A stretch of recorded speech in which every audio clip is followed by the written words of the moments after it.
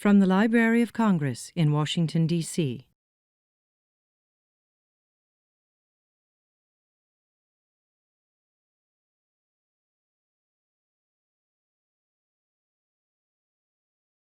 Ladies and gentlemen, the 14th Librarian of Congress, Carla Hayden.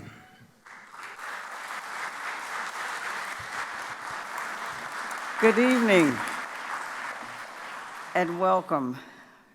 We are so pleased to see all of you here tonight for a very, very special evening.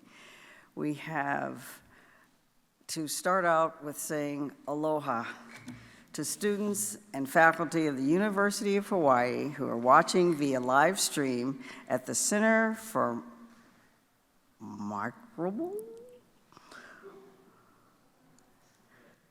I knew I was going to do that. Oceanography research and education on the University of Hawaii's Manoa campus. Please excuse me, I am an arts and sciences major, and I knew that, but we are so delighted to have you here tonight. And on behalf of the Library of Congress, it's my pleasure to welcome you as we continue a wonderful 5-year collaboration with the Daniel K. Inouye Institute to commemorate the life, the legacy, and the values of the late Senator Daniel Inouye. As many of you know, he valued friendship before politics, country before political party, and honor above all else. He was a champion of freedom and fairness, and it is a privilege for us to celebrate his legacy this evening. This event is made possible by the generous donation from the Daniel K. Inouye Institute, and we are grateful, very grateful to have with us this evening the driving force behind his legacy, Mrs. Irene Inouye.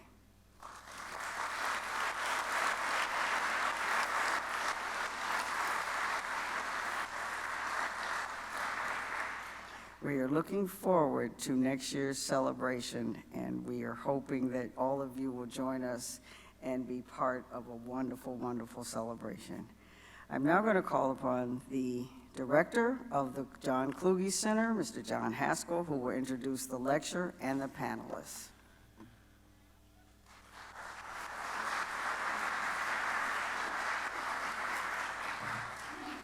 Thank you. And as many of you know, Dr. Hayden has brought a new energy and dynamism to the library.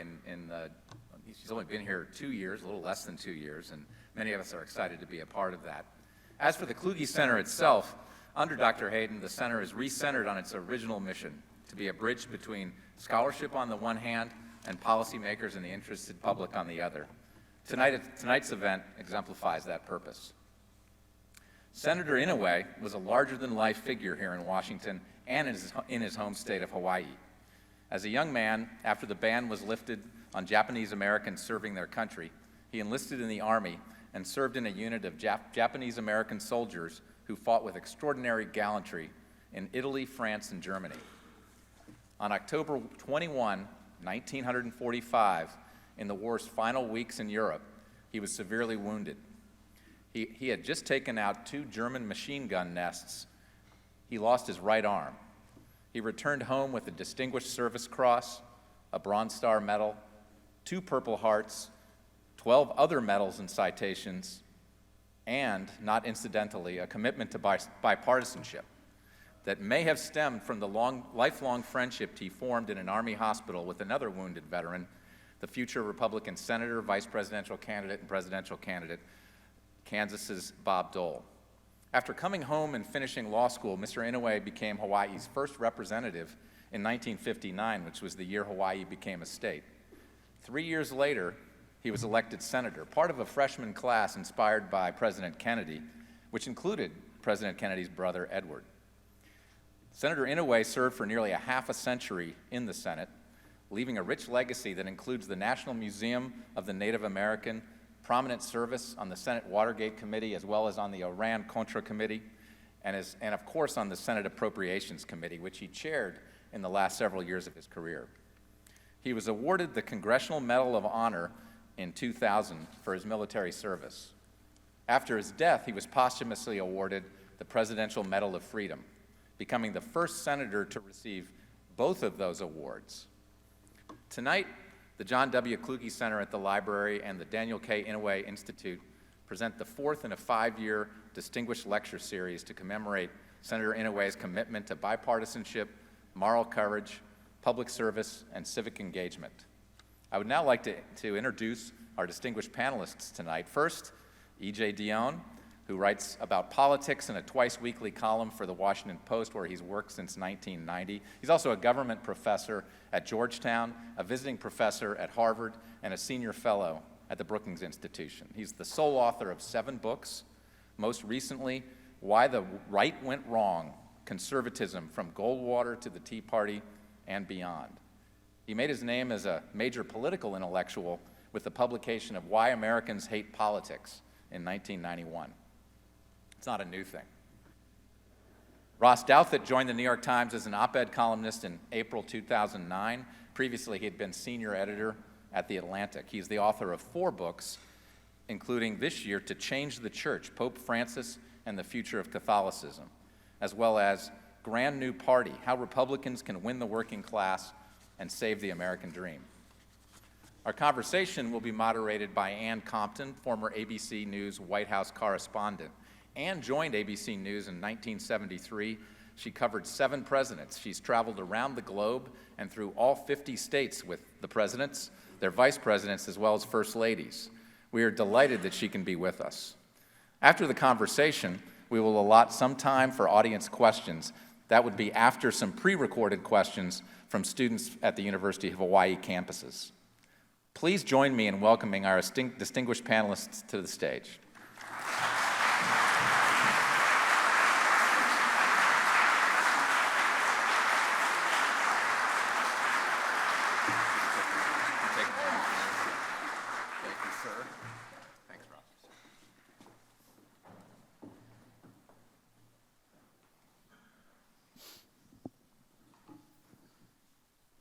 Good evening. Thank you. Aloha to the students who are watching and to all of you who have come tonight to talk about the American dream.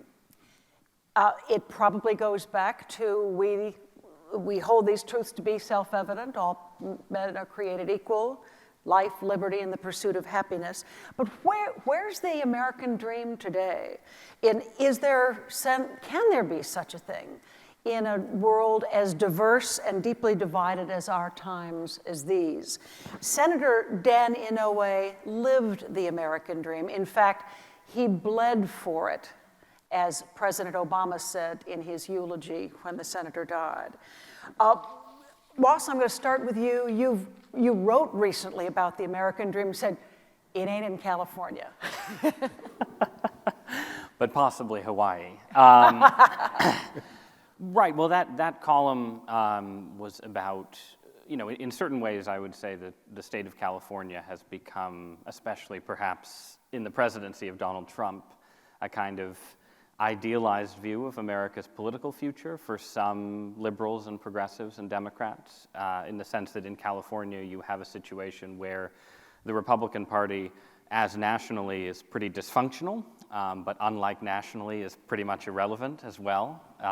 And in that sense, California, and therefore California is sort of not only, as always, sort of on the cutting edge of, new technology in Silicon Valley and the movie industry and so on, but is also seen as being kind of on the cutting edge of where progressive politics could hope to be if the darkness of the Trump era should pass and the emerging Democratic majority should finally emerge. And so the column that I wrote was basically saying that, while that might be true, if you look at the sort of sociological landscape of California, if you look at sort of the social structure that has emerged there, it doesn't look at all like what I think many progressives, EJ probably included, would argue is the essence of the American dream. And we can sort of go back and forth on what that essence is, but I think most people would say that it has something to do with a mix of kind of, a sort of strong, economically stable middle class and various forms of sort of social equality and upward mobility that sort of intersect in different ways. And the society that California has, even under progressive governance, is a much more stratified society in which, for various complicated reasons of public policy and sort of overall macro trends, the middle class has basically been priced out. And so you have an extremely wealthy upper class that has sort of entrenched its privileges in various ways through land use regulations and restrictions on building and everything else. And then you have an increasingly immigrant-based working class that sort of serves as sort of the service sector for that economy. And you have very little in between. And you have, once you control for cost of living, extremely high child poverty rates, extremely high racial gaps. You know, again, whatever else the American dream means, it has something to do with the equality of the races and equality of opportunity and so on. And so the takeaway from the column, I guess, was that if this is the future, and if this is particularly the future that progressives are hoping to build after the age of Donald Trump should pass, then there's still considerable work to be done if that future is going to sort of dovetail with what, again, I think traditionally Americans have sort of imagined the American dream to be. And just to personalize it a tiny bit, as I did in the column, I'm from the East Coast, but I was actually born in San Francisco in 1979. And I was born there because my father was from Southern California, and he grew up in Santa Monica in a period when that was a kind of middle-class paradise. His dad was a pretty unsuccessful small businessman, I think it's fair to say. He ran a bicycle shop badly and had various sort of salesman-y, Willy Loman-ish jobs. And my grandmother sort of held the house together, but they were in no way what you would consider sort of a major American successes. They were sort of slightly below the middle class. And yet they, owned a small sort of mission-style home in a neighborhood that was close to the ocean and felt like an earthly paradise, and were surrounded by people of sort of similar means and aspirations. And there are all kinds of sort of inevitable reasons why that couldn't last. But it's still notable that it didn't last. And if you go back to Santa Monica now, all those houses, like the one where my dad grew up, have been torn down to make way for structures that are 2 or 3 times too large for the lots that they sit on, and all cost $4 or $5 million. And that world is gone. And it was a racially segregated world. It was stratified in all kinds of other ways. There are all kinds of reasons why it's never coming back, but it's still notable that it existed and then disappeared, and its disappearance is one of the realities, I think, underlying some of our present political discontents.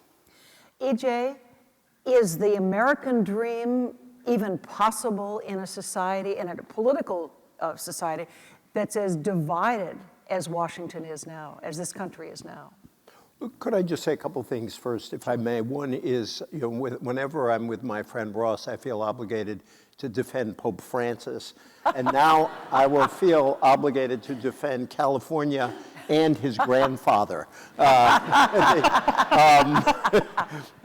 just want to say it's a real joy to be at the Library of Congress, and I'm the son of a librarian, so to have the opener of a program like this be the Librarian of Congress is, for me, higher than having the President of the United States here. So I want to...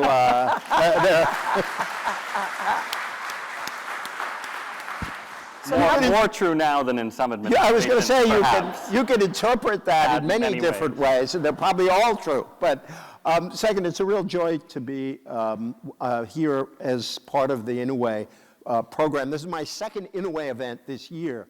And I got to do a talk in Hawaii and learn an enormous amount about Hawaii politics. It's great to start with a little knowledge. Your learning curve is awesome. And but I really realized that when I was thinking about the American dream, that Inouye is part of that, and that it's one of the ironies of our history that Japanese Americans and non-whites in general in Hawaii broke through partly because of their service in World War II. And that Hawaiian politics was revolutionized by a group of veterans led by Senator Inouye, who basically created the modern Democratic Party. And so I just thank the folks associated with Senator Inouye for giving me this education. Last, I just want to say, I'm a huge fan of Ross despite our disagreements. I teach a class at Georgetown on media and politics, and years ago I realized you better start paying attention to this online thing in this media and politics class. And my first two guests were a 23-year-old blogger for The Atlantic called Ross Douthat. My first two blogger guests, my first two opening to that world, a 23-year-old blogger called I was Ross surely Douthat. 24. Must have been at least. And I believe you're, and I'll double check, and a 23-year-old blogger named Ezra Klein. Oh my and God. so I always tell my students that my class is way ahead of the mainstream media. And I've always been grateful to Ross for being there. I've thought a lot about this topic in the last few weeks, thinking about the event tonight. And the American dream is a really vexed idea. That it can be seen as a kind of romantic view of what opportunity is like in America, given the groups over our history who've been excluded from it. But the other side of it, and it may be most powerful, when it's used as a call upon us to make our country what it isn't yet, but ought to be. And two uses like that came to mind. One was, of course, Martin Luther King's "I Have a Dream" speech. And he was very explicit in saying it is a dream deeply rooted in the American dream. And as you suggested at the beginning, he too invoked the Declaration. I have a dream that one day this nation will rise up and live out the true meaning of its creed. We hold these truths to be self-evident that all men are created equal. But it can also be used as a critique. Many of you know probably Langston Hughes's most famous poem, "What happens to a dream deferred? Does it dry up like a raisin in the sun?" What I had forgotten is how that poem ends, which is what happens to a dream deferred. The last line of the poem is, "Or does it explode?" And it's a sort of reminder of what can happen when we hold up these ideals and then don't live up to them. I was trying to figure out what is a definition of this, and I think one take is that hard work leads to success. That's one kind of definition of the American dream. The other is that the next generation will do better than the previous generation. Those are sort of vexed now. We still believe, we're still optimists even after everything we've gone through. 61% of the population, according to Gallup, believes that young people will live better than their parents. But there's been a decline in some of these numbers. Right at the turn of the millennium, 74% of us believe that people who work hard can get ahead. And that fell to 58% at the end of the recession. And to go to just briefly to your point, can we achieve this in a country so divided? It strikes me that we will have trouble sort of creating public policy that might move us forward because we are so deadlocked about what that policy should be. But even our view of the American dream is now shaped by partisanship. The optimism that people had in the Gallup survey went up because so many Republicans switched from negative to positive after President Obama was out of office. That's on the one side. On the other side, I was looking at a study of millennials. At the end of the Obama years, African-American millennials were much more optimistic, were much more likely to believe in the American dream than white millennials were. So it's our view of this is shaped partly by politics, partly by race, partly by where we sit in the society. You touch on exactly what the Kluge Center does, and that's to connect thought to action. And those two common measures of the American dream, as you both just pointed out, are you better off than your parents were? And the other is, do you own a home? Ross, let me start with you. And then the Kluge answer would be, and what we ought to do about it.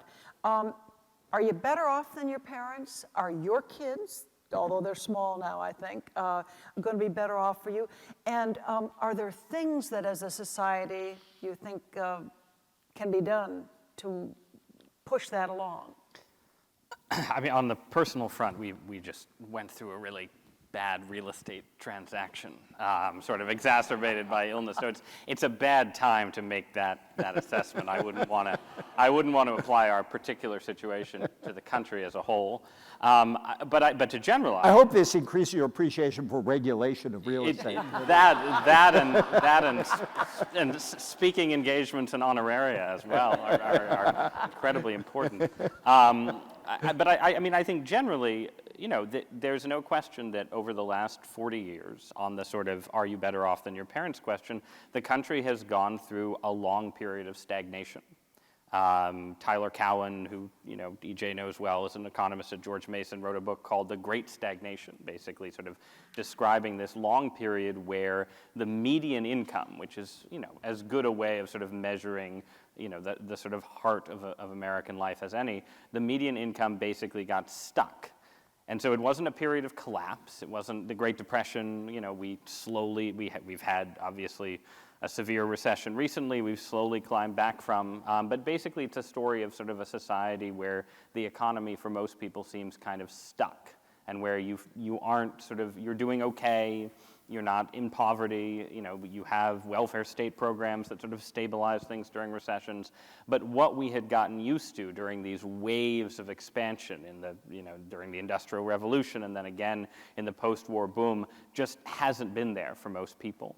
And over that same period, you've had a kind of hollowing out of community in American life. Because I think another aspect of the American dream is, if you go back to sort of the people who came to visit America in the 19th century, Alexis de Tocqueville most famously, and sort of what they remarked on about American life, they said, well, you have a weaker state here than you often do in Europe. You don't have an established church. You don't have a lot of the big institutions. But you have this incredible community spirit, often rooted in religion, but also just sort of rooted in civic engagement and other things, from sort of the New England town meeting through the culture of the Midwest and so on.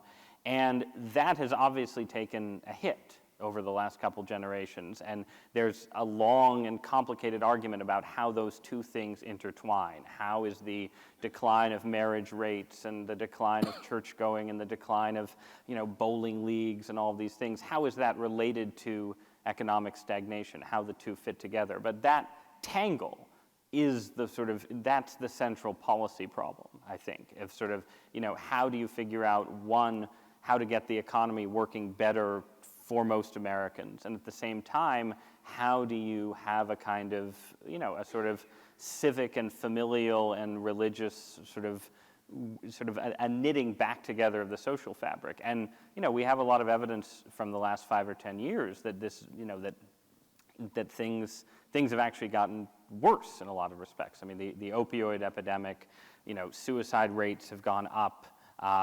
You have a decline in American life expectancy for the first time, and all that's sort of concentrated in particular parts of the country, and especially to EJ's point, it seems to be there's more sort of social anomie and despair among white Americans than among minorities. There's more pessimism among working class white America than there is among blacks and Hispanics.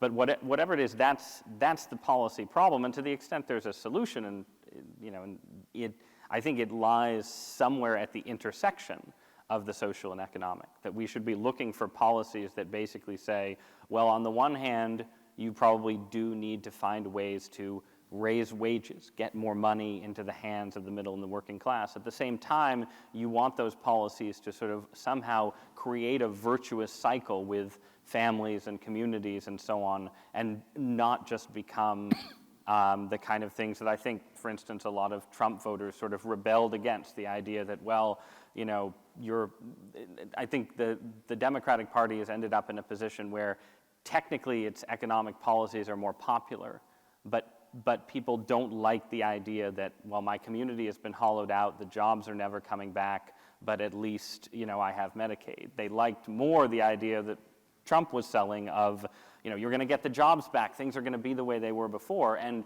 I don't think that was a completely honest sales pitch, but it spoke to a challenge that I think both parties haven't been able to meet, that combined idea of sort of solid jobs and solid civic life that's slipped away in big parts of the country. Yeah, let's stick with this, the economics. Go ahead. Yeah, I think we agree to a significant degree. I actually think one of the big questions we need to grapple with is whether that decline in community, family breakup, and all of that is primarily, conservatives tend to talk about the causal arrow going from there to economic conditions. Progressives tend to look at economic conditions and say those are actually fostering the decline of community, the problems families confront. And in some different worlds, it would be nice to have a conversation where I would continue to argue the importance of the economic, but that progressives and conservatives could say, you have to care about the family and civic life, and you have to care about the economic base. But I think we've had a real crisis, I mean, measured by the numbers, in social mobility since, you can date it from 1973, you can date it from 1980, but opportunity does seem to be sticking more to people in the upper middle class and above. My colleague at the Brookings Institution, Richard Reeves, wrote a book called Dream Hoarders about the upper middle class, and that it's been easier for the, and that's not even counting the extremely privileged, this just is that broader top of the society, have been able to pass along their advantages more efficiently to their kids than earlier upper classes have been. And actually, I discovered Richard quoted something I said over lunch in the book, and thank God he's a friend, because he quoted something I kind of like to repeat instead of some damn fool thing I said over lunch, of which there were many. But, you know, I said that I spend my weeks writing columns denouncing inequality and my nights and weekends increasing it. You know, because as somebody who is effectively in the upper middle class, whatever class I'm in, somewhere up there, I have an opportunity to pass along benefits to my kids, you know, for no particular virtue of mine, just because I happen to be here. And I am going to do whatever I can to help my kids, as all of us will do. But those kind of, you know, the way in which those advantages kind of bundle together, we have less social mobility. Second thing is we have had a far less equally distributed income growth. That in the sort of great period from World War II through the mid-70s, 1980, each quintile tended to go up roughly equally. We had not only a great period of economic growth, but a great period of shared economic growth. Since then, it has not been shared at all, that the middle and bottom have stagnated, and a lot of the benefits have gone to the top, and especially to the very top. And what we're discovering, and this I think a question Americans have to be tough on ourselves about, is that, you know, in some ways, the American dream is now a sort of Scandinavian social democratic dream, which is to say that the societies that have less inequality tend to have more social mobility. And that my conservative friends always like to say, I'm not for equality of results, but I am for equality of opportunity.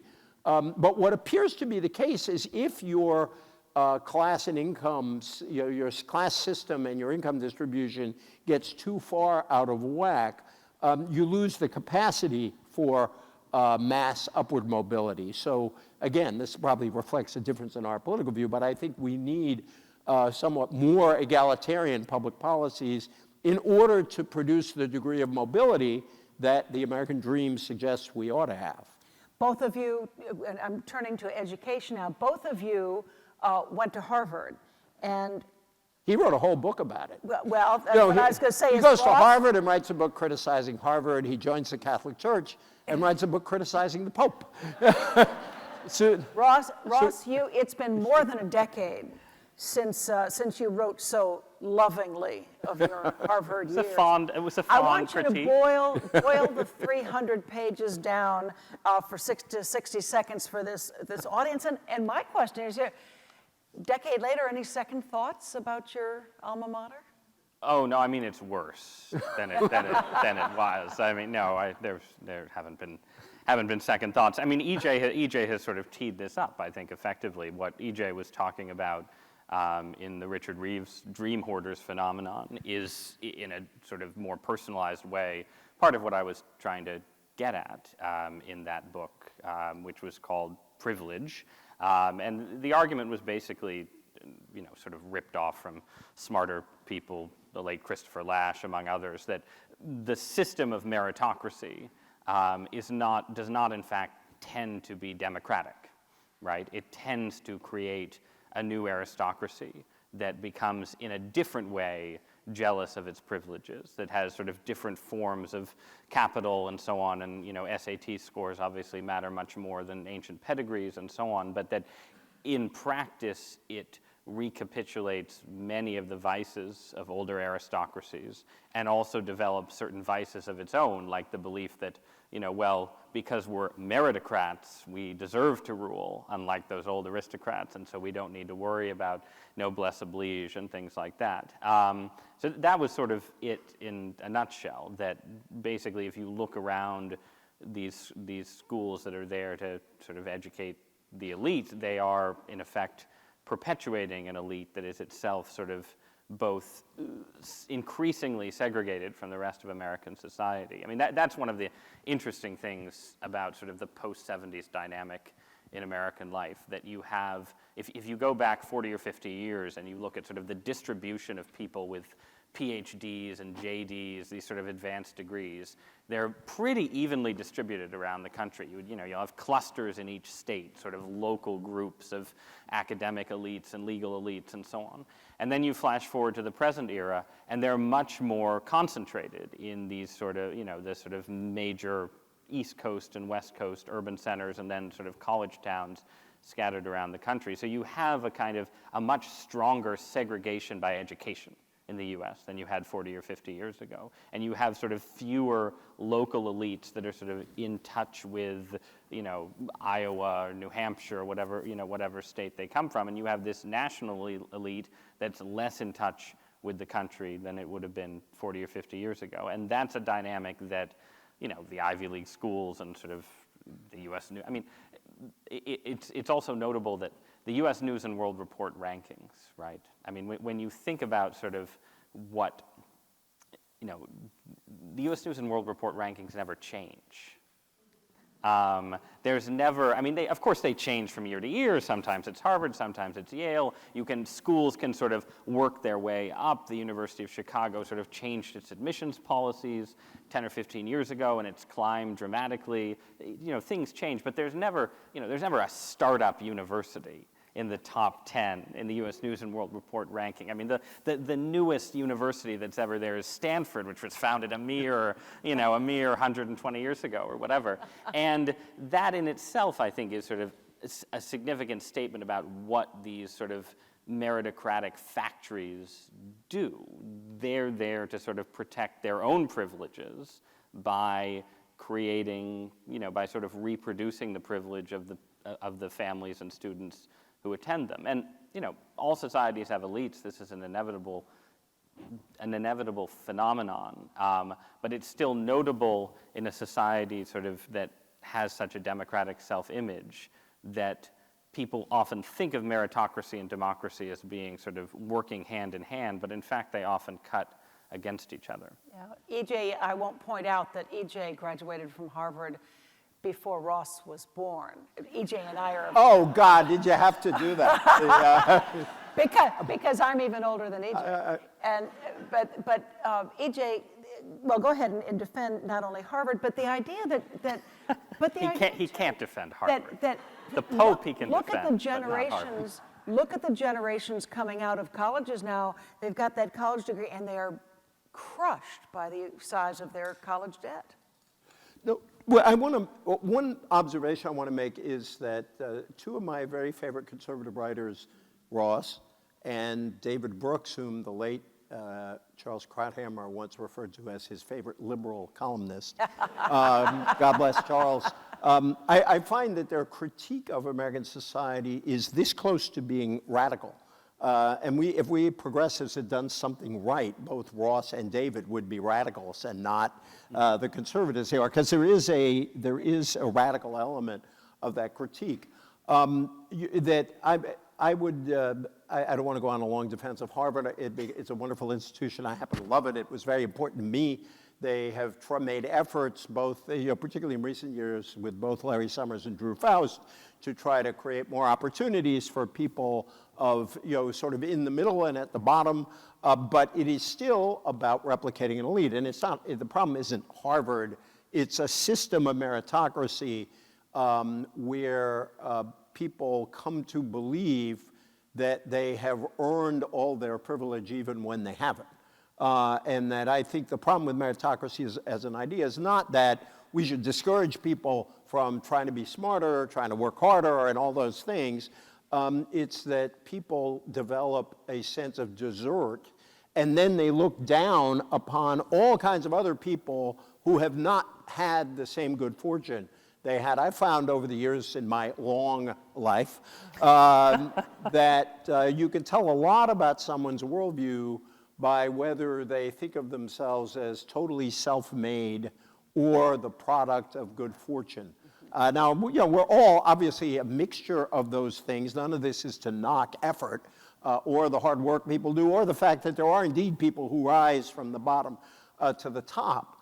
But it is to say, not only is the idea of being self-made a biological absurdity, but it also overlooks all the opportunities that came your way through chance, through good fortune, through one teacher. I grew up in a place called Fall River, Massachusetts, which is, who's a Fall River person? Today, by the way, if I read my Twitter right, is Lizzie Borden's birthday. She is from my hometown, the most famous person from my hometown, I think.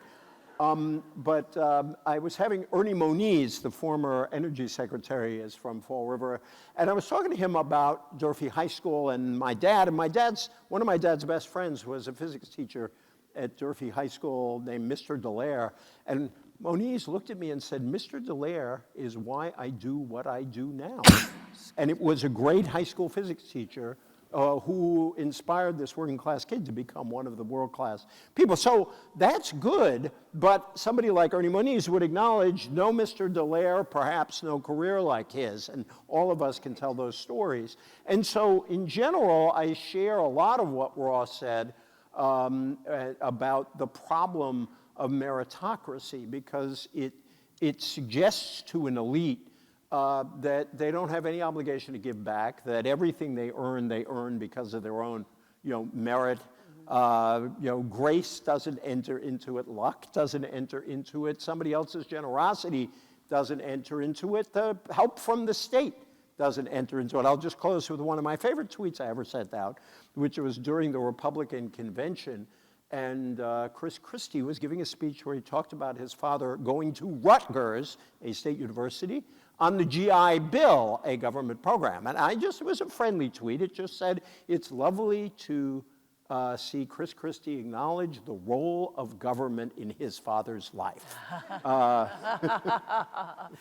you now touch, I want to switch over to the overarching current theme that affected my life as a reporter for ABC News over the course of 7 presidents. The digital age has changed so much in our society. I look at not only how my kids communicate, what they read, how they communicate, but also how Americans sometimes withdraw from personal communications, how they rely on information that doesn't have the same kind of good bone structure of the reporting in the Washington Post, New York Times, ABC News, as it once was. The digital age has changed everything, hasn't it, Ross?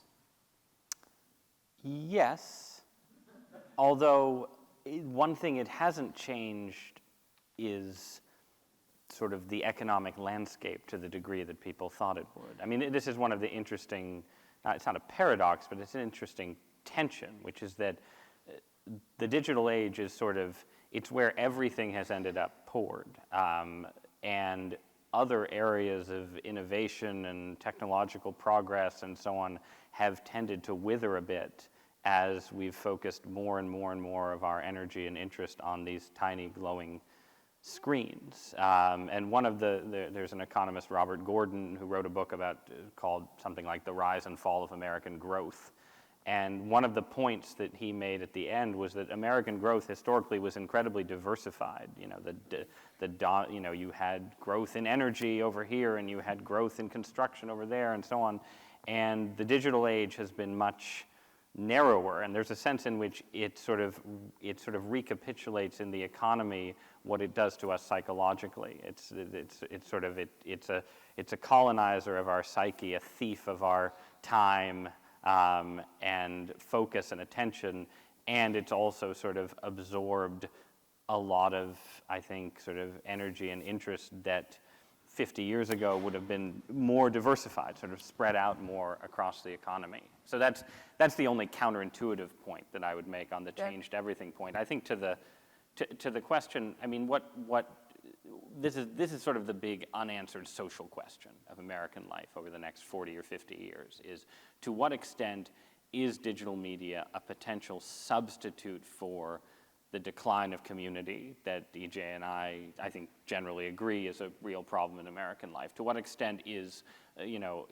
social media and sort of the communities that form online sort of substitutes for the decline of, Elks Lodges and churches and so on? To what extent is online dating an effective substitute for, the decline of real world sort of institutions that brought men and women together? Or to what extent is it a sort of a simulacrum, a hollow substitute, basically? And since I'm, conservative and critical and pessimistic, I tend to sort of emphasize the extent to which it might be a sort of hollow substitute, that, that of course people do fall in love online and make friends online and all of these things, but very often they find themselves with online friends and, a sort of online life that seems to make teenagers, for instance, more depressed than their peers were 20 years ago. But we're really early in the experiment, and you could argue against me and say, well, these things are just getting off the ground. People are just learning to live online. It's a disruptive technology. People will get used to it, and then it will actually supply the community that we need. But that's the question, I think, that hanging over American society, and obviously not just American society, going forward, Right. especially for people younger than me. EJ? So. It's funny when I think about, I know so many younger people and even some older people who are, who lost their spouses or got divorced, who have met through online dating. And I sometimes wonder, well, that's probably more sensible than meeting in a bar, which is better, and that people come to each other with more information. I met my wife on the DC Metro. And so I always like to say I really am a liberal. I owe a great deal to public transportation and an agency of government. And we've been together a long time. I want to give, in a way, the conservative answer that I thought actually you were going to give, which is nothing about this technology changes human nature. I think one of the things Ross and I broadly agree on is that human nature is something given. You can alter the way people behave, and perhaps over time this affects the way our consciousness works, but it doesn't change that. And there's a lot of me that wants to fight the idea that technology alters us in all of these radical ways, and yet some of the change is undeniable. And so much of it is how we educate ourselves to use this media. So on the one hand, the parity is of people whose entire friend groups are sort of online. People don't talk to each other face to face.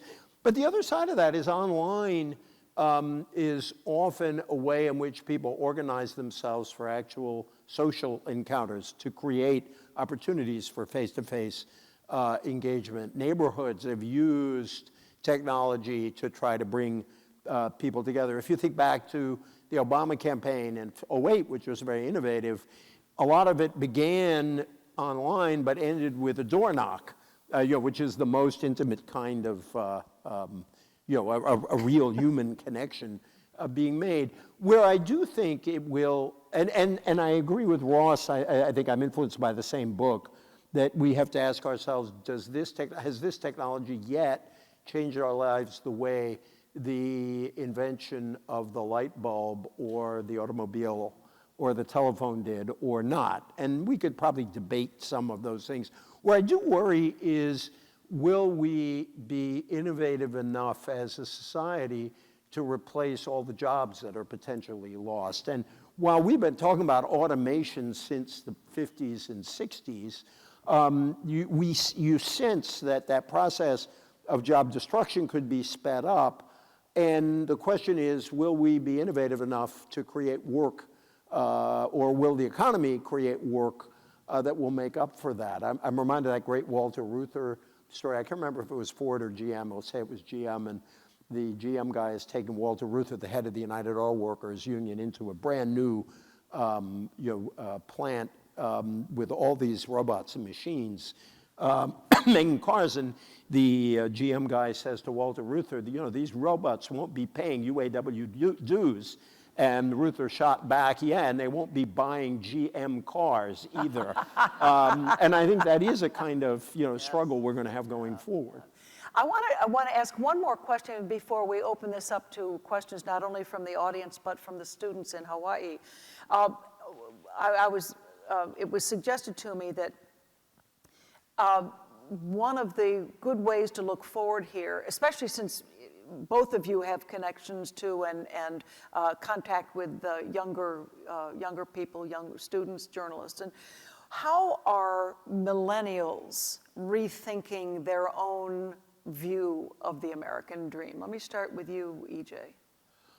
Or do they think about it? Well, there is some evidence. I talked to political pollsters who have said that the American dream idea does not resonate with younger voters, with younger Americans, in the way that it does with older folks. Although this data on the difference between African Americans and Latinos on the one side and whites on the other suggests it's an even more complicated story. But I think there is I have 3 kids in their 20s, and I've taught, I've been teaching now for 15 years, and I've had really awesome students.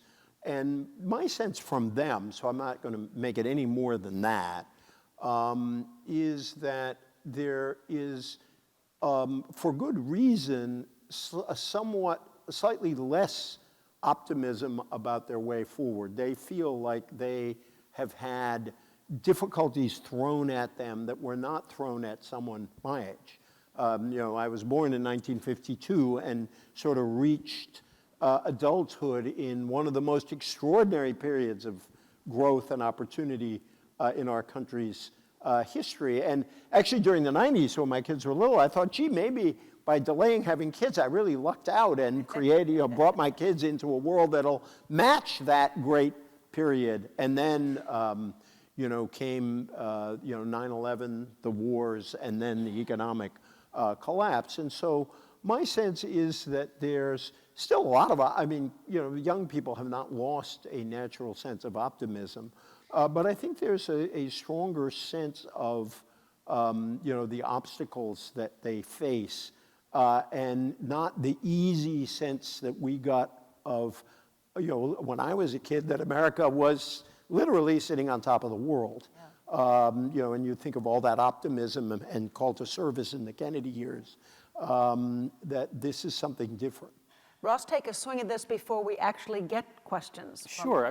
First, I think EJ is right. I think that if you think of the millennial generation as people who came of age after 2001, we've been talking about a 40 or 50-year stagnation, but really the worst of it, economically, even setting aside war and terrorism and everything else, has been the last 15 years.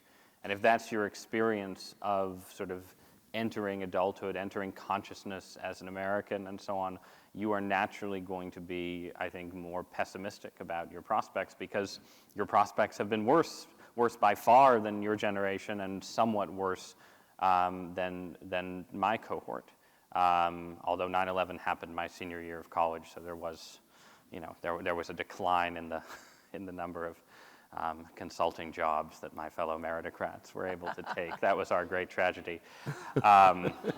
Thank you for laughing at the irony rather than taking me too seriously.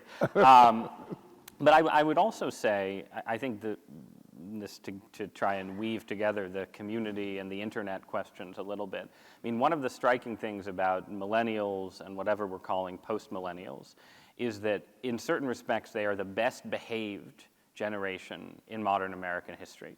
If in terms of drug use, teen pregnancy, car accidents, all of, the sort of laundry list of things that people worry about teenagers and early 20-somethings getting up to, this cohort is incredibly well behaved.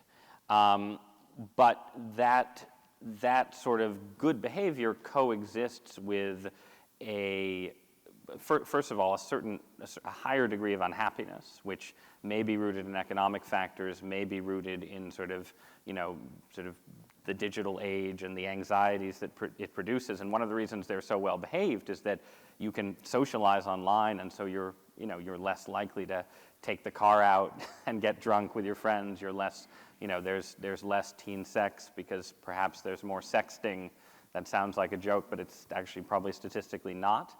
And so you have this question, one, is the greater safety worth perhaps the cost in happiness? And two, this connects to the economic as well, are millennials just sort of delayed in, the basics of the American dream when you were a kid, you get married, you have kids, you own a home, you own a car, you own a couple of cars. If those sort of visceral aspects of the American dream circa 1957, millennials are getting married at lower rates, they're buying homes at lower rates, they are driving at lower rates, all of these things that sort of culturally we associate with sort of American normalcy aren't happening to the same degree. And so the question hanging over the next 20 years will be, are millennials going to do all the same things that EJ's generation did just 10 or 15 years later?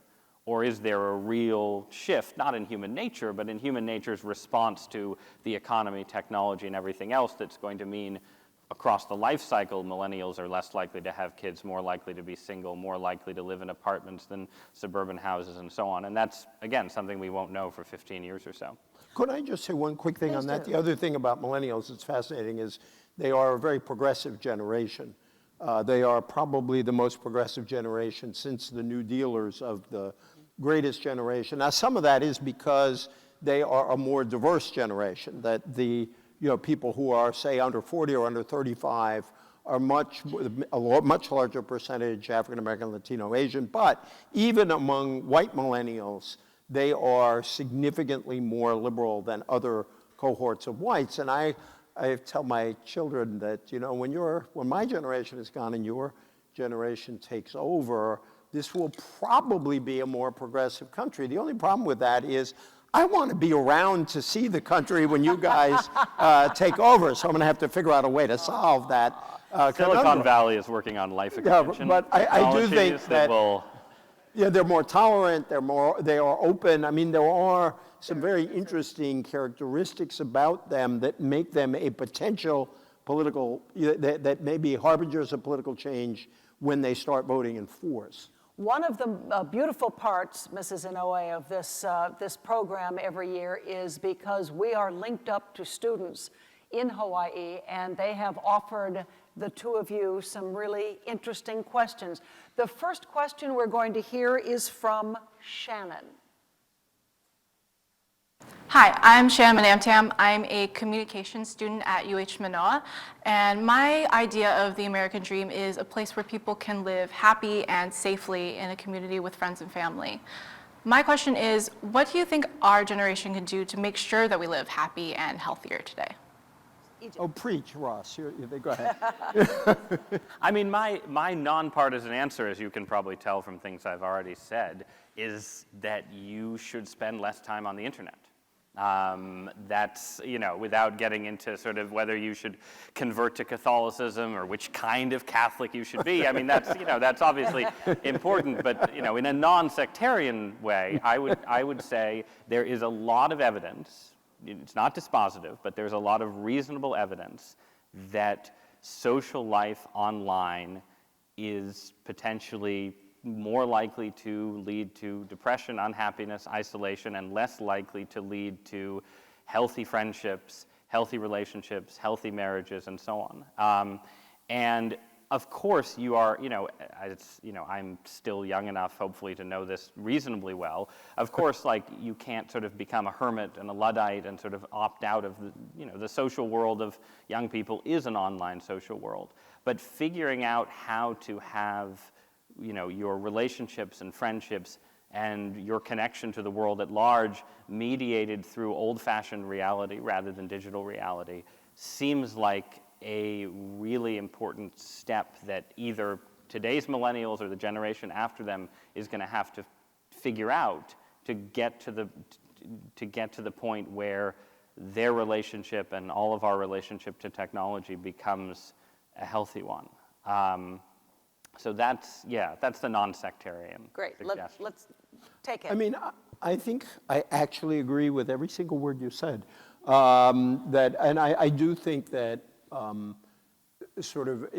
not Luddite. I love the technology. I spend too much time on my phone like everyone else does. I can find out if the Red Sox are winning or not, instantly, which is very satisfying, especially this season. So I am very much anti-Luddite, but I do think that, again, there is evidence that if you are involved in politics or service or a religious congregation or sports teams or a whole series of other activities with other people, direct, face-to-face, that's a helpful thing. The other virtue I have sort of toyed with a lot, thought about a lot, because it's a really complicated virtue, is the virtue of loyalty. And I worry a lot about, on the one hand, loyalty can be misplaced. Loyalty can demand, I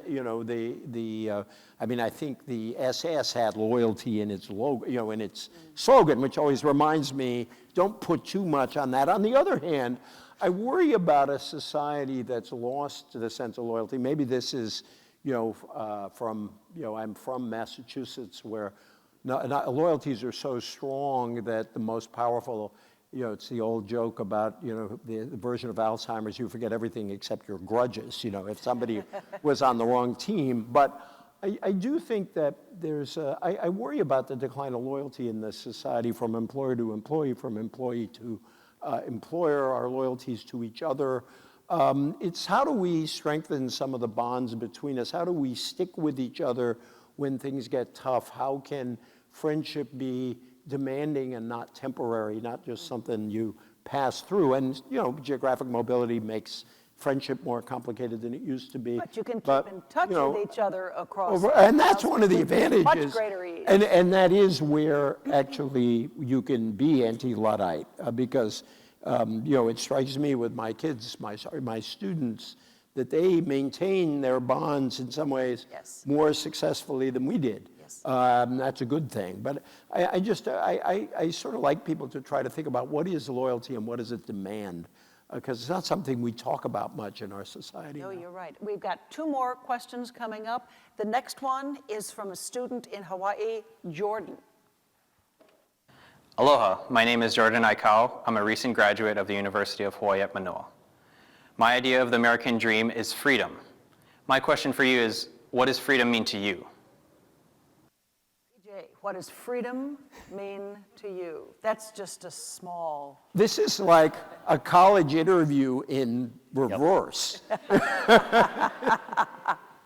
And we'll keep this short because we want to get to several more questions. I think freedom is about having the capacity to affect the decisions that are made that affect you. Which means that freedom is partly a social matter, and it's why I am a passionate small d Democrat and think that institutions should be democratized where they can be.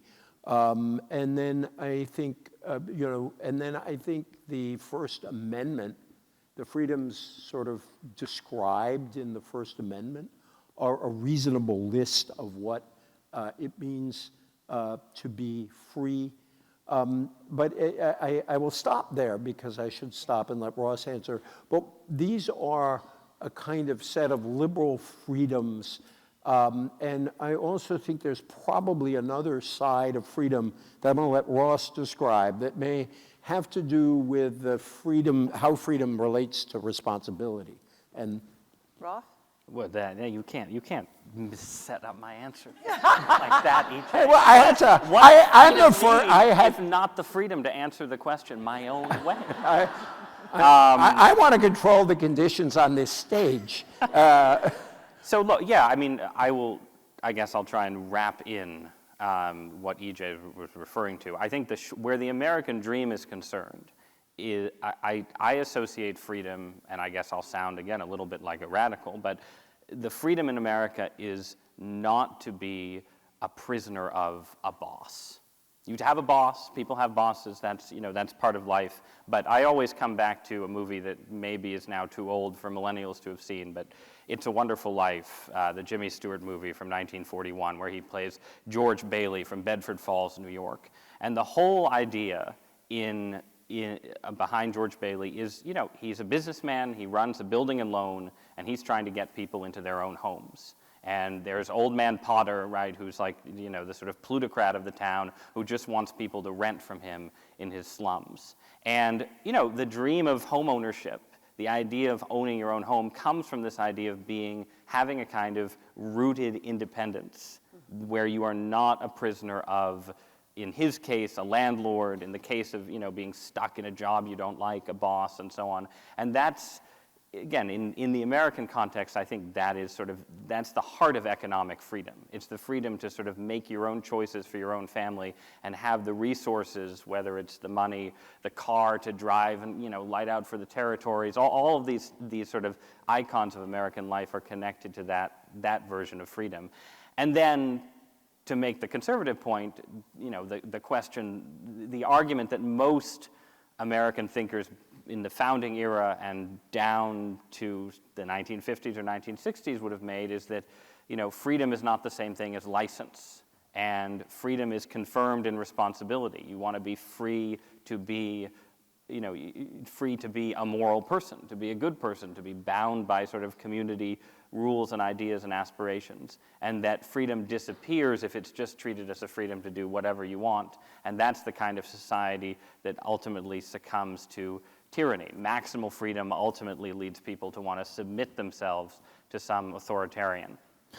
Every time a bell rings, an angel gets its wings, and I just loved what Ross just said. I once wrote a column on It's a Wonderful Life as kind of embodying the New Deal ethic. And I think what's intriguing is in that movie is that moment when George discovers what the world would be like without him and Bedford Falls becomes Pottersville.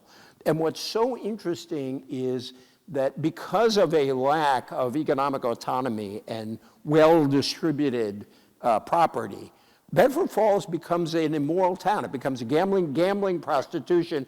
And to me, one of the things I love about that movie is how it links the need for economic justice to the creation of personal virtue. And anyway, it's my wife, we have hanging, and It's a Wonderful Life poster that my wife gave me one Christmas because I love that movie. But it is an economic freedom, it's an economic opportunity that is rooted in ownership rather than dependence, which is the sort of, but a particular kind of capitalism. Right, yes. But a social capitalism, a Christian democratized or social democratized capitalism. Right. One more question coming from Nicole in Hawaii. Aloha. One. Aloha, my name is Nicole Tam, and I'm a student at the University of Hawaii at Manoa studying journalism and Chinese. I moved here 10 years ago from Hong Kong with my family. Our vision of the American dream is good access to education, as well as the freedom to express speech and express the ways that we can practice journalism. My question to you is, do you think we'll have the same access to the freedom of speech and journalism the way we have today, despite immigration policies that's in place right now? Immigration policies in place right now, and whether the future of freedom of the press will be there. Well, I sort of have two thoughts on this that are kind of in tension. One is I am genuinely alarmed, as I think Ross is, by the current administration, its attitudes toward the media, its constant attacks. The media as the enemy of the people. That term the president uses is a term that Khrushchev, of all people, banned in Russia because it had sort of memories of Stalinism. And I do worry about, obviously, what's happened to the kids of parents who are trying to cross the border. I'm not sure I fully get the link between the two, except that and that we've gone through periods of restrictionism in immigration and more open borders, and we've kind of gotten through those periods. And I tend to think Americans are ultimately pragmatic on this question, and they open up the borders again when they sort of feel that it's in the interest of the country. But I do worry about a general attitude that's coming from the government that is authoritarian and sort of a strongman, if you will, view of the world that is very disconcerting. Having said all that, I think that one of the great things about the U.S. is that we are really good at correcting our mistakes. That Churchill line that everybody loves, Americans always do the right thing after first exhausting all of the other possibilities. And we're doing one hell of a job of exhausting all the other possibilities. Let me get Ross in here, and then we're going to open up with microphones in the aisles for you. Yeah, I mean, it's a weird, the freedom of the press issue is a weird one, because on the one hand, it is extremely unusual to have the President of the United States, tweeting attacks on fake news and, institutions, including my employer and so on. At the same time, the actual view from inside the New York Times, and I think probably from inside the Jeff Bezos-owned Washington Post as well, is that in practical terms, this is the Trump era has been better for journalism, maybe worse for everybody else, but better for journalism than the 5 or 10 years before it. I mean, the big threat to the press in America over the last 10 to 15 years, not to bring everything back to the evils of the internet, but has been the internet's effect on the media's business model.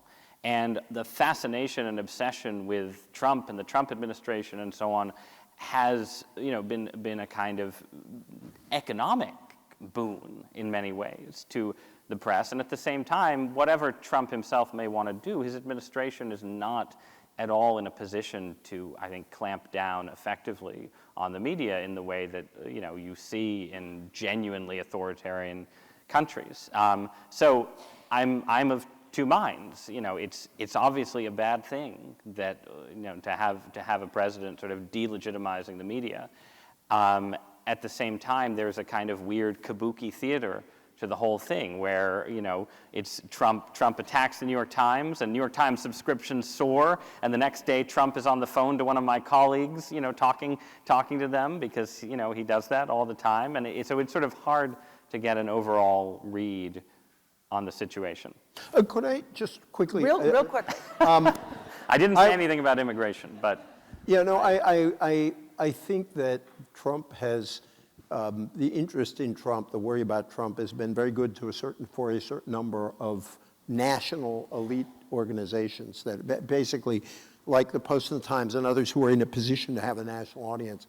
I still worry very much about what's happening to journalism at the local level, where the economic model, right. Where you still have great reporters trying to do everything they can, but the number of people covering state and local government, and these papers don't have the capacity to build big national audiences. That is not in the last 2 years. That's a long problem. It is your turn now, and we will try to make our answers short to get in as many questions as possible. Please raise your hand, and we'll have a microphone come to you.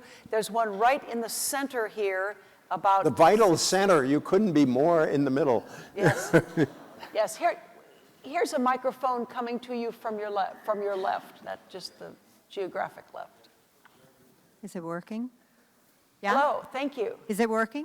We hear you. We can hear you. Okay, great. I'm Catherine Donato. I'm a professor at Georgetown in the School of Foreign Service. I'm going to push you guys, both of you, on the immigration issue. Because on the one hand, a lot of what you said is really interesting, fascinating, I agree, on many points. But I find your description of the millennials and the young people a little bit weak, in part because, as one of you said, or both of you may have said, this upcoming generation, not just the millennials, but the post-millennials, are more diverse, and certainly more foreign-born, but children of foreign-born especially. So I really would like to hear a bit more about the American dream, freedom, and immigration. Okay, run back through a point or two. And do we have another microphone out there? And another person? Great. Well, I mean, so I'll try and make 2 quick points. The first is to try and connect this all the way back to the very first question, which is that one of the questions for America going forward is, does society end up in this dynamic that you do see more in California than in other parts of the country, where you have a combination of ethnic and generational stratification?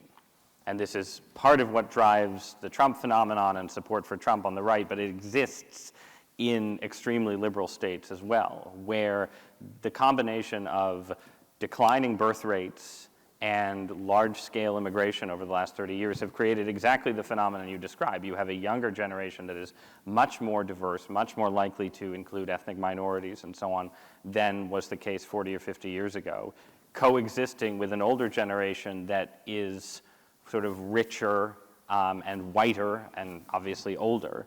And that is, at the moment, a source of, it's a big source of our political tension, that you have sort of these three, you talk about sort of, we talk a lot about class stratification, we talk a lot about racial stratification. Having that kind of sort of ethnic divide between the generations tends, I think, to exacerbate class, when you have generational divisions sort of mirroring class and racial divisions, it exacerbates polarization and tension and so on. And so a huge challenge for America going forward is, and we haven't dug that deep into policy, but it is to figure out how to take a younger working class that's increasingly racially diverse and sort of advance their socioeconomic interests in a period where there is this sort of intergenerational alienation driven in part by race and immigration. That's just sort of a macro level analysis. I'm not providing any solutions.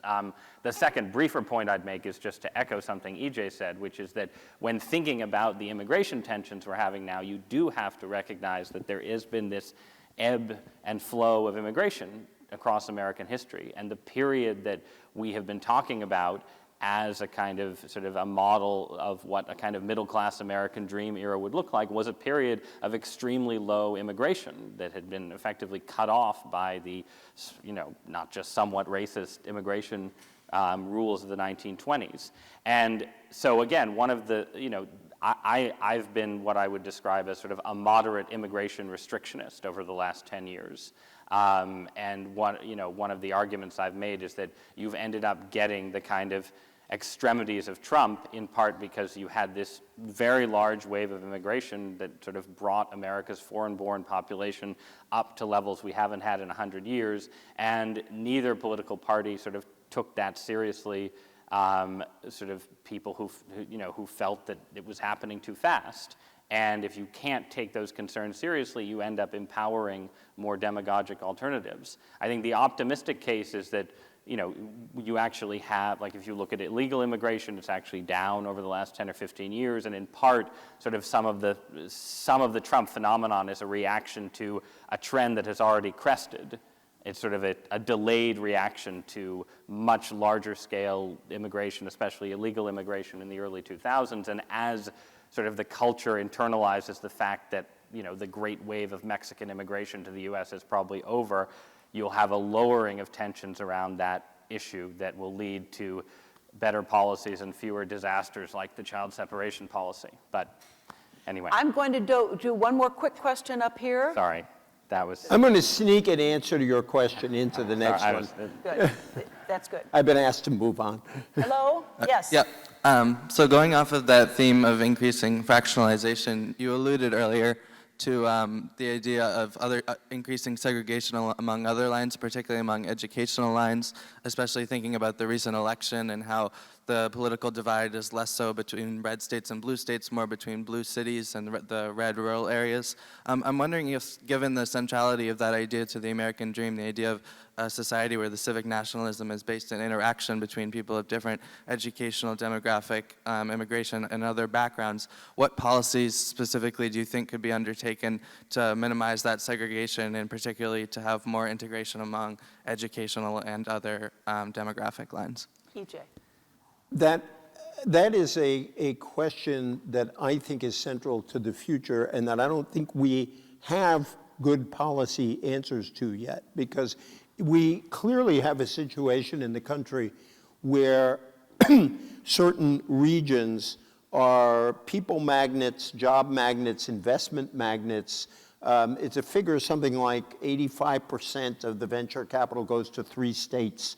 And this is not, as you pointed out correctly, simply red states, blue states. If you compare downstate Illinois to Metro Chicago, upstate New York to Metro New York City, or in my state, the mill towns like the one I grew up in, or Lowell or Lawrence or Fitchburg versus Greater Boston, and you saw this economic disparity by region reflected in voting patterns. This is a huge problem, and economists tend not to like regionally based economic proposals to try to lift up one region because they see it as inefficient.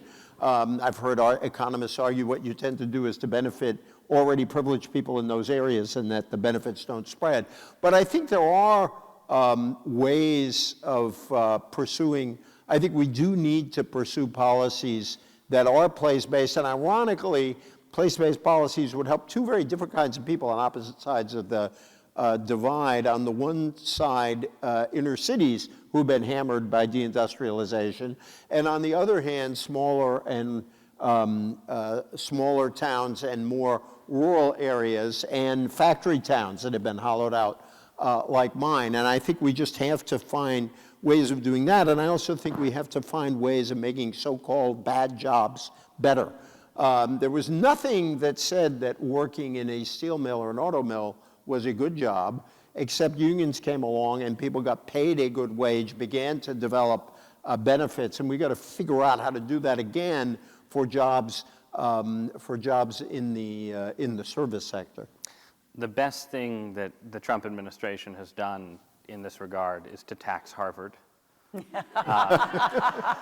I'm not really kidding. I think that there is a case for a Boy, he's bitter. Kind of left. I'm not bitter. I've done very well with my Harvard degree, EJ. Here I am on stage with you. I think there's room for a kind of experimentation that again could cross left-right lines. I think there's a better version of Donald Trump that, when Amazon announced that it was going to go on the hunt for a new corporate headquarters, that better version of Trump would, instead of ranting against Bezos on Twitter, would have gotten on the phone with Bezos and said, look, I'm the president of the United States. I've got a lot of power. I want to use my soft power to prevail upon you to consider going to St. Louis rather than greater Washington, D.C.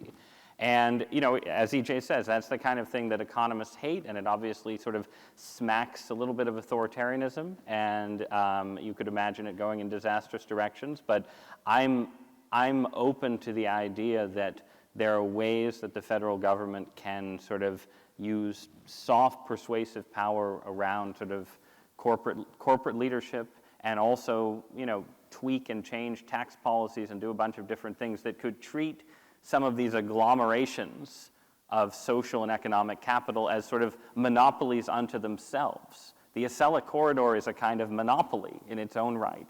And if the federal government suddenly announced that it was going to move a bunch of agencies out to other parts of the country, that would be a small way of sort of starting to break up that kind of cluster, and I don't think it would be a bad thing.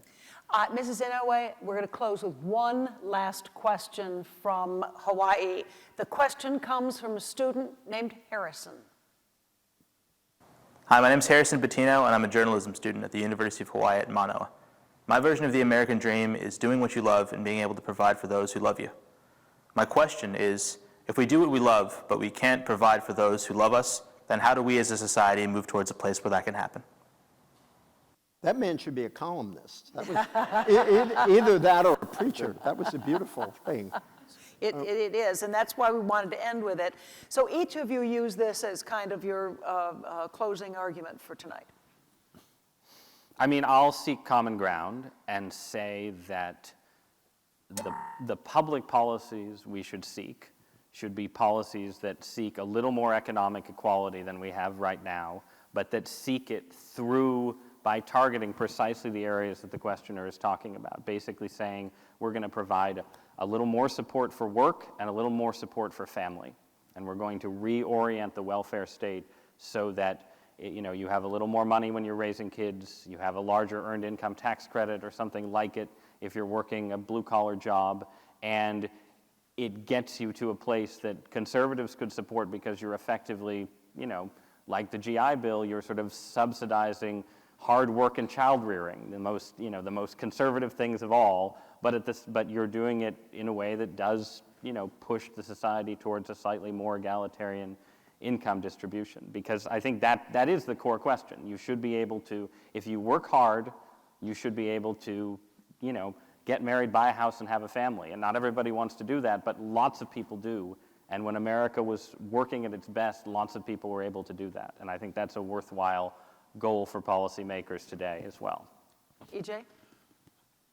The idea of getting to do what you love is one of the, in a way, one of the great privileges of life, because there are so many people who are essential to our lives who are not necessarily doing work that they love, but work that they have to do.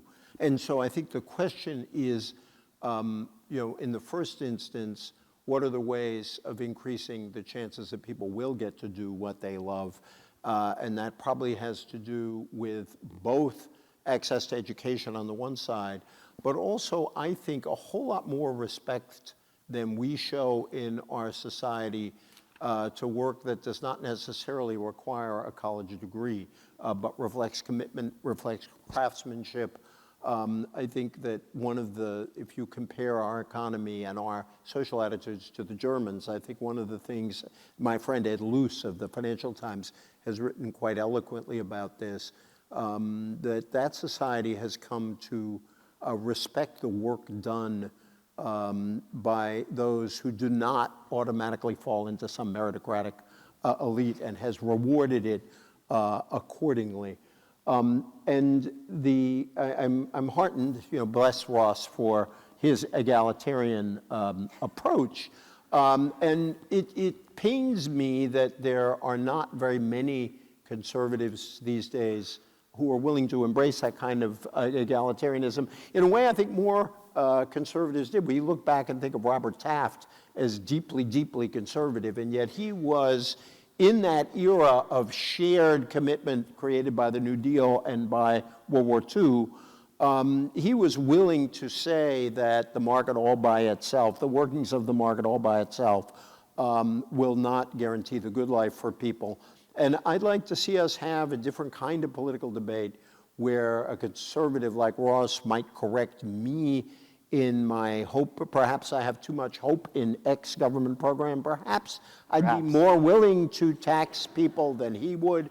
But yet we would share a commitment to the idea that you can't create the American dream without individual effort, but you can't create a society in which the American dream is possible without some collective action, some collective effort, and a real commitment to each other and not just to ourselves alone. But the irony, it should be said, since we have both been in different ways critical of the President of the United States tonight, the irony of the Trump era is that one of the many reasons that Donald Trump was elected president was that in his particular sort of bludgeoning and demagogic way, he did provide that kind of vision. It was, there isn't actually necessarily policy to back it up, but the Donald Trump Republican vision was closer to what you're describing than the Paul Ryan, Mitt Romney vision 4 years before. I think that's something that the populism of Trump is a sort of crude grasp at that center that you're talking about. What I would argue back is what's particularly insidious about what Trump did is that it carried that promise with policies that are actually antithetical to that promise. I've always felt, for example, that when progressives and even moderates say to a lot of folks who find at age 50 that they are not in a job that provides them with the income that they used to have to support their families, live a decent life. And the typical policy person who happens to be college educated comes along and says, would you need more training and education? And there's truth to that, but I think that person has every right to think what that person is telling us is we got to be more like them. And it comes off as condescending and not in any way genuinely empathetic. When Trump said, I'm going to bring back those factory jobs and those coal jobs, of course he wasn't going to do that. I have a strong suspicion that many of the people who heard that and cheered know that's not true, but they had a sense from that that he understood the way they felt better than the person who kept talking about training and education. So during the campaign, one of the nicest moments I had is I suggested that the hat I wanted to wear would say, "Make America Empathetic Again." And a very nice person in the audience came up to me and said, I love that, you're going to hear from me. And I got this hat, and I got my mail, and it was a perfect replica of the Trump hat, but it said, "Make America Empathetic Again." And my son said, that's awesome, Dad, but you can't wear it because he did too good a job and it looks like a Trump hat. But I do think that we are, if our country dies, it will be because of our absolute inability to understand the suffering and the pain of people unlike us. And that the worst kind of politics is a politics that holds one group's pain against another group's pain. And that's what we have to find a remedy for. The conversation tonight proves that the concept of the American dream is this conversation that is never ending. Tonight, true to the Kluge motto, we've given you a lot of thought, a lot of call to action. Please thank Ross Douthat and E.J. Dionne for tonight's event. Thank you. Thank you. Thank you, sir. This has been a presentation of the Library of Congress. Visit us at loc.gov.